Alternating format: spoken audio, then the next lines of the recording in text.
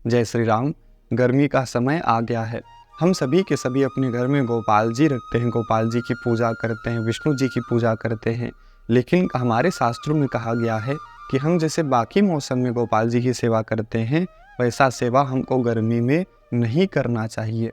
हमें एक विशेष विधि का पालन करना चाहिए। और जैसे हम गर्मी दिनों में अपने लिए बहुत सारी व्यवस्थाएं करते हैं, वैसे ही आप अपने गोपाल जी को भी घर में रखे हैं। उन गोपाल जी को बड़े प्रेम से सेवा करना चाहिए। किस विधि से करना चाहिए?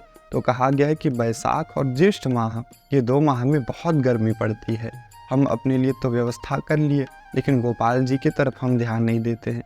तो कहा गया है कि विधि अनुसार हमको वैशाख और ज्येष्ठ मास में भगवान को गर्मी के लिए, उनको बचाने के लिए बहुत ज़्यादा जो है विधि से, प्रेम से उनकी पूजा करना चाहिए। कहा गया है कि आपको जैसे सुबह नित्य पूजा करते हैं, पूजा जरूर करना चाहिए। और पूजा करने के बाद पंचोपचार पूजन आदि करके भगवान को जलाधिवास करना चाहिए, अर्थात भगवान को जल में रखना चाहिए। और उसके बाद उनको गंध आदि से पुनः पंचोपचार पूजा करना चाहिए, फूल चढ़ाना चाहिए, धूप दीप नैवेद्य चढ़ाना चाहिए और जल में रखे रखे हुए ही जो है पंचोपचार पूजन करना चाहिए। और उस जल में कब तक के रहने देना है गोपाल जी को, विष्णु जी को? जब तक सूर्यास्त ना हो जाए।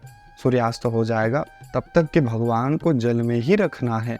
और जल में रखने के बाद उसके बाद सायंकाल में भगवान को पुनः पूजन करके उसके बाद उनको बाहर निकाल देना है। उस जल का क्या करना है? तो कहा गया है कि उस जल को अपने घर में सभी लोग, परिवार के लोग, पत्नी सहित उस जल को ग्रहण करना चाहिए। सभी घर में छिड़क देना चाहिए, जिससे आपका पूरा घर पवित्र हो जाएगा।